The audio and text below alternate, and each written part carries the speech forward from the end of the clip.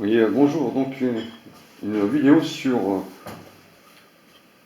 une fuite sur un lave-linge. Alors, fermeture par-dessus, ou iBlue, c'est pareil, hein. Alors, une fuite qu'on ne comprend pas, hein. On a tout vérifié, on a vérifié le joint de vidange, les durites, on ne trouve pas. Et vous avez toujours un peu d'eau qui traîne sur le devant, par terre, sur les côtés, hein. Un peu d'eau, simplement. Après un lavage d'une heure trente, vous allez vérifier sur les côtés, là, vous n'avez pas d'eau, hein, quand vous fermez. Vous n'avez pas d'eau. Alors ça, c'est une vieille machine que je garde, hein. J'ai changé la mienne, mais celle-ci, je la garde, elle fonctionne encore. Mais c'est simplement pour peut-être les pièces détachées ou en cas de secours, quoi, voilà. Donc, vous n'avez pas d'eau sur le côté, nulle part, et vous avez toujours de l'eau par terre. Alors, il y a plusieurs raisons à ça. La première raison, déjà, votre machine, quand vous avez fait un déménagement, hein, vous avez fait du trajet dans un véhicule avec, vous avez derrière une plaque qui se met, quand vous l'avez acheté, il y a une plaque qui sert à retenir le tambour pour pas qu'il bouge. Le tambour, il bouge, hein, et ça agit sur le joint entre la porte et l'ensemble de la machine, hein. Car l'ensemble de la machine, il est tenu par 4 ressorts. Tout, hein, le moteur, pompe, tout tient par 4 ressorts qui sont sur les côtés comme ça, de façon à faire le jeu du tambour, hein, avoir un équilibre. Là, vous avez un bloc de béton, hein, qui permet de stabiliser, enfin d'équilibrer, hein, par rapport au poids, le contenu du tambour. Et quand vous faites du trajet, hein, ce tambour, il va se mettre à bouger. Je vais descendre le ressort des roulettes pour vous montrer comment ça se passe. Si vous n'avez pas mis votre bloc tambour, hein, avec des vis derrière, hein, ça bouge, ça bouge, ça bouge, ça bouge. Alors si vous faites pas mal de routes, ou vous roulez sur des endroits un peu chaotiques, hein, sur du pavé, ça bouge, ça bouge, ça bouge, ça bouge. Ça fait vraiment des allées et viens, et ça a peut-être déchiré votre joint, hein. Le manchon, ça, on appelle ça un manchon, ou alors ça a cassé carrément un petit clips sur les côtés comme ça. Alors ça, c'est du plastique dur, mais avec le temps, hein, si votre machine a 10-15 ans, le plastique il vieillit et il devient de plus en plus fragile, donc il peut casser, ça peut casser, et ça empêche une étanchéité parfaite du tambour à la fermeture de la porte. Alors ça, c'est une raison. Donc quand vous déplacez votre machine, assurez-vous toujours de mettre ce petit appareil qu'il y a derrière, hein, enfin cet élément qui bloque la machine, hein. On entre dans des trous comme ça, on met des vis et c'est maintenu sur le cadre, hein. C'est fait exprès. Bon, ça vous le savez, hein, quand vous avez acheté votre machine, mais beaucoup de gens le jettent, ça, hein. Ça, faut absolument regarder. La deuxième raison, c'est quand vous faites des machines à laver, vous remplissez à fond deux fois votre machine, hein. Alors celle-ci, c'est une 7 kg. Vous bourrez la machine et avec l'eau, hein, le linge pèse de plus en plus lourd, donc vous mettez le maximum de linge. Ça aussi, ça peut modifier l'étanchéité de ce joint qui est autour, hein. Ce joint que vous voyez ici, ça fait partie de ce joint, hein. C'est un ensemble, hein.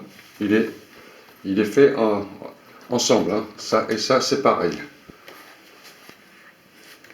Et à force de tirer sur le manchon, ça peut laisser passer l'eau.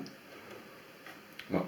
Donc jamais vraiment mettre trop de linge dans une machine, hein, car ça peut créer des fuites d'eau sur ce joint-là.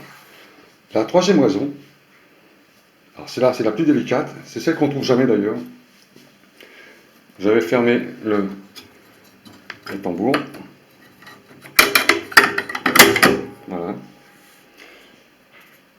Vous avez un joint ici.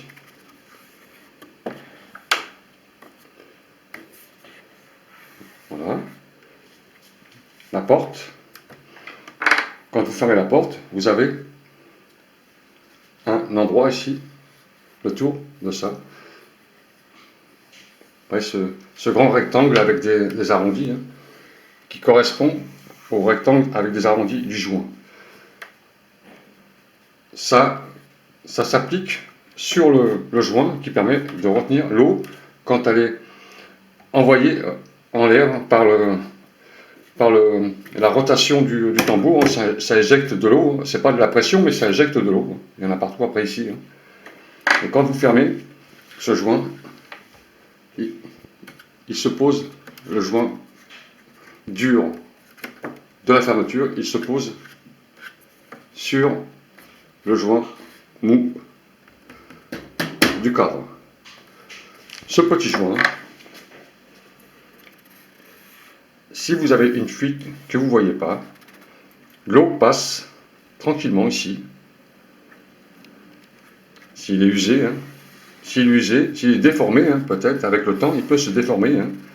Il ne faut pas grand-chose pour un joint, hein, pour laisser passer l'eau. Hein. L'eau passe tranquillement ici et passe par cette ouverture-là.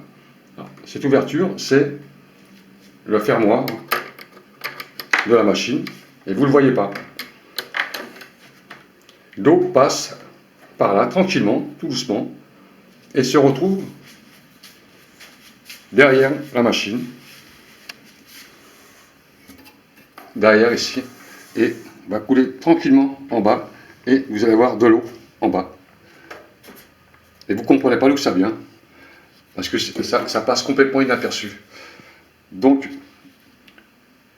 ce joint-là, si vous avez cette fuite-là, il faut le changer. Car il est usé, ça ne se répare pas, hein, un joint. Hein. Quand c'est mort, il faut le changer. Ça se change, hein. Ça se change, c'est un manchon qu'on achète. Bon, c'est un peu délicat à changer, car il faut démonter le système électronique qui est derrière, ça il faut le ôter. Et ça, vous avez des vis en dessous. Alors, si vous n'avez jamais enlevé ce joint, en général, on n'y touche pas, on n'y pense même pas. Vous allez voir la crasse qu'il y a derrière, à force de faire des machines, car l'eau passe un peu derrière. Regardez cette crasse. Il y a de la crasse à l'intérieur. C'est difficile de nettoyer ça. Hein. Il faut vraiment tout démonter et puis tout nettoyer. Vous avez des petites vis ici, là, qui sont tout autour. Tout autour du joint, vous avez des vis qu'il faut enlever avec le capuchon en plastique qui est là. Hein, ça se retire. La porte qu'on démonte. Et ensuite, on change son joint, son manchon. Ça coûte entre 30 et 40 euros, hein, un joint comme ça. Mais c'est un peu compliqué à faire. Hein. Il faut un peu d'outillage et beaucoup de patience. Voilà, pour cette fuite, je vous montre avec l'eau pourquoi il y a cette fuite. L'eau passe. On s'imagine que la machine est allumée. L'eau passe un peu sur le bord ici, car il n'y a plus d'étanchéité. Hein. Et l'eau vient ici, dans le petit trou. Voilà, tranquillement. Hein. Donc, vous ne le voyez pas, goutte à goutte, c'est goutte à goutte, hein. Vous ne voyez pas. Et l'eau se retrouve derrière. Elle coule derrière. Si je mets ma main, j'ai de l'eau, vous voyez. Je vais prendre la lampe électrique pour vous montrer. Je vais remettre un peu d'eau et vous allez voir avec la lampe électrique, l'eau qui coule tranquillement sur le bord du joint.